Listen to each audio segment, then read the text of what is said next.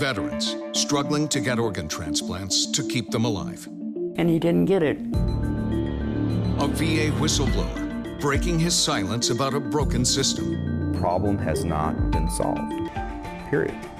Now, a KARE 11 nationwide investigation. Distance, delays, and denial.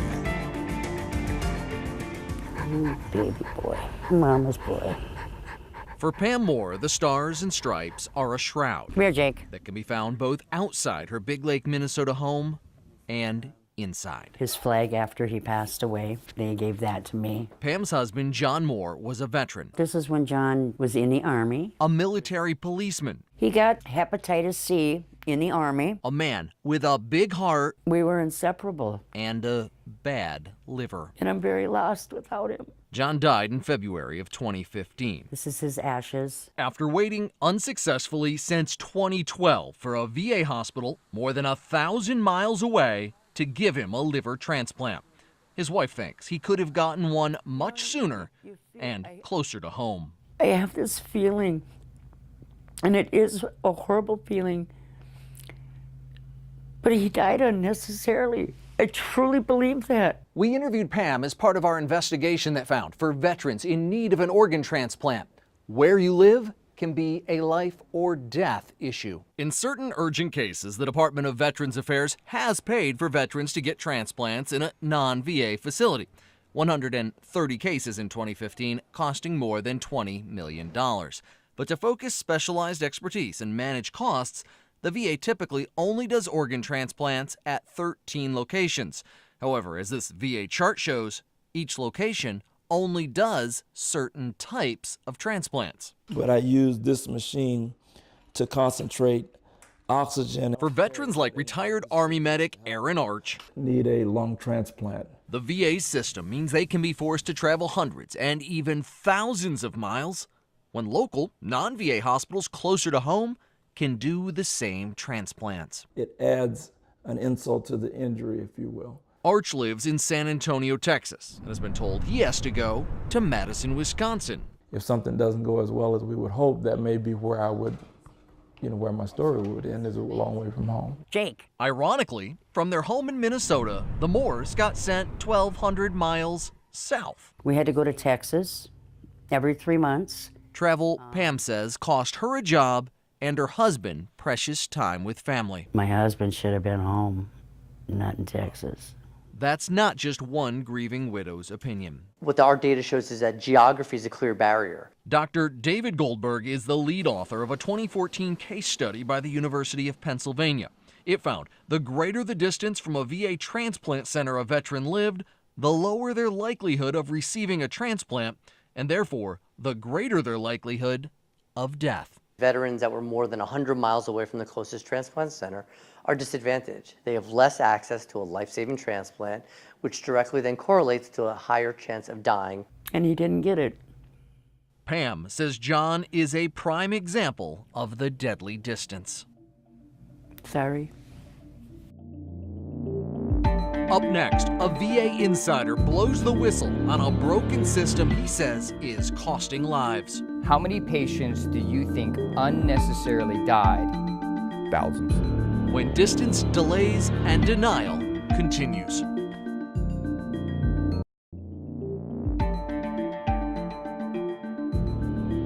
How many patients do you think unnecessarily died because of this system? Thousands.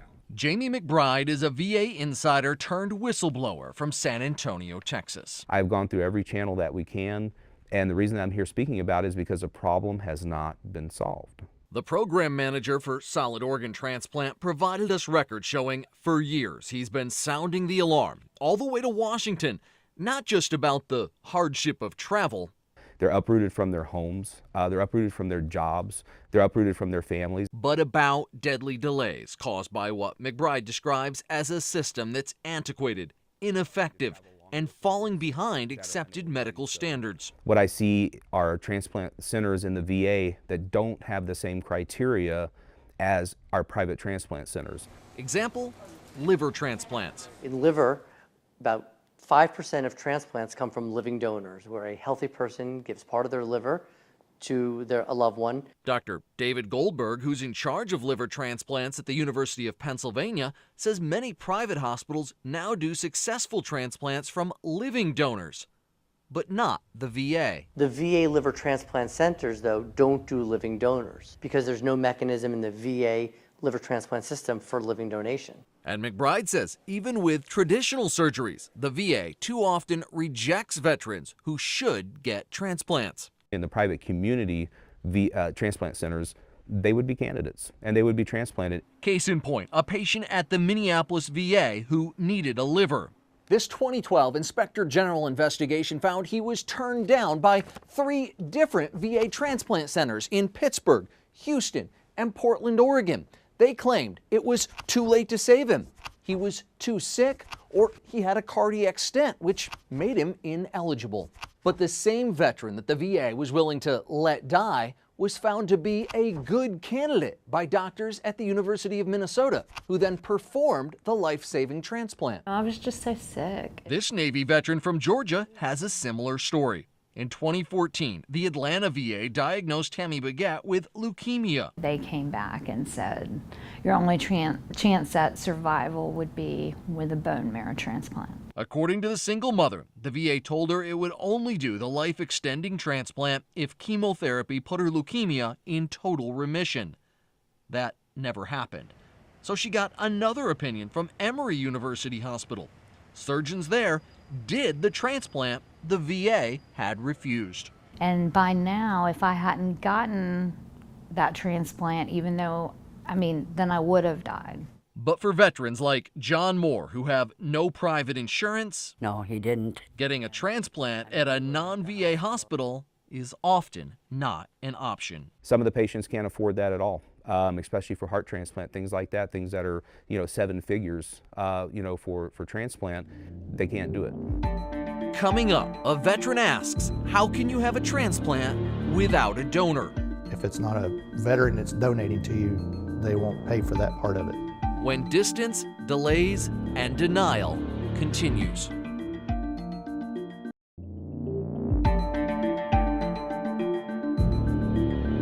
You'll have the chance to see a doctor outside the VA system. In 2014, President Obama signed a new law that promised veterans who were forced to travel long distances that they'd be able to get care closer to home. Veterans Choice Program is one of the ways VA is trying to improve access to care. But our investigation found when it comes to transplants, the Choice Program apparently doesn't apply.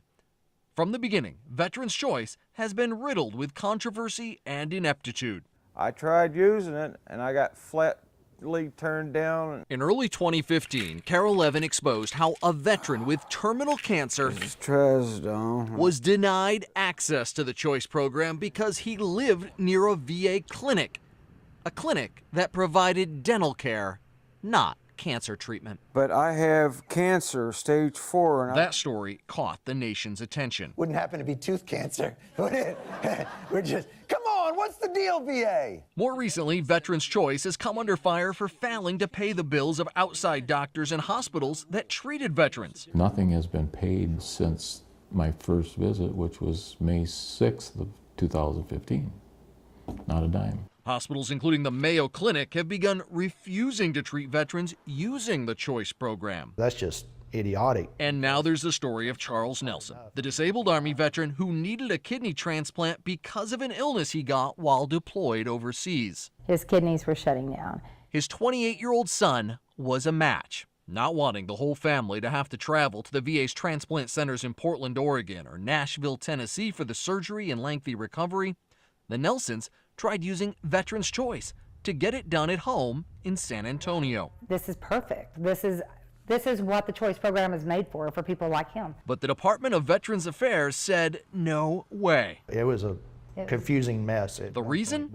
Nelson's son is not a veteran, so the VA would not cover the cost of harvesting the kidney he was giving his dad. Well, first thought was, that's stupid. People die from not getting transplants, and now you're making it harder on me, limiting the people that I can use. It was unbelievable is what it was. Jamie McBride, the VA's organ transplant manager in San Antonio, says his local VA supported the Nelson family, but DC leadership issued an edict that Veterans Choice funding cannot be used in any way for non-veteran care. That includes harvesting an organ from both living and deceased donors who are not veterans. So in return, transplant is an absolute no with choice. That's because you need an organ to put in the patient. That eliminates transplant, solid organ transplant, 100%, because basically every organ that you get comes from a non-veteran. A case out of Iowa proves the point. An Inspector General report shows an Iowa hospital refused to perform a double lung transplant on a veteran using the Choice program because the VA would not pay the roughly six-figure cost of harvesting the lungs. Why call it a choice program if you're not going to give us a choice? A question members of Congress are now also asking. It makes absolutely no sense. Representative Jeff Miller is the chairman of the House Committee on Veterans Affairs. After KARE 11 started asking questions, Miller sent this letter about organ transplants to the VA secretary earlier this month, urging him to ensure that VA is using every available authority, as well as common sense, to provide life-saving and life-enhancing care. Miller claims the VA is inventing restrictions to veterans' choice that don't exist in the law. Actually, VA doesn't have to have legislation in order to fix it. They can do it internally, but we're prepared to do whatever it takes. Because of the Nelson's case, the Veterans Transplant Coverage Act was introduced in June. It mandates live donors of an organ being given to a veteran be provided health care, but if passed, would only solve part of the Choice program's transplant limits. Majority of transplants come from deceased donors, hearts, lungs, majority of livers, pancreas, all those come from deceased donors for the most part. So we need that legislation to, one, include all those things. The Nelsons decided to go outside the VA system for the transplant. Charles and his son had their surgeries in June at their local hospital, but they're paying the thousands of dollars in deductibles out of pocket. We're still having to pay more money and more money and more money. The VA earmarked more than $77.5 million in 2016 for what they call transplant special purpose funding.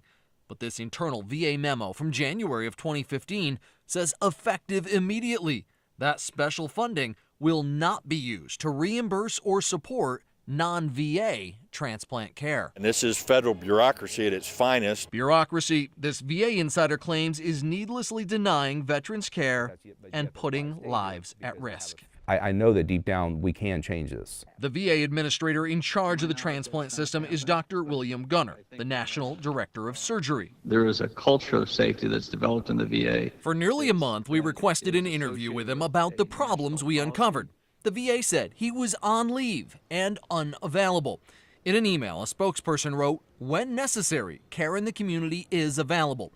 However, such outsourced care requires additional coordination of services while potentially negatively impacting Veterans Affairs Transplant Center utilization and efficiency." And I know that that may be detrimental to the national transplant programs in the VA, but it's what's best for our patients. It's the right thing to do, period. While Congress and the VA debate whether changes are needed, veterans and their loved ones are left to ask, how many more, like John Moore, the Minnesota Army veteran who died waiting for a liver, will fall victim to the VA's broken system of distance, delays, I think he died unnecessarily. and denial?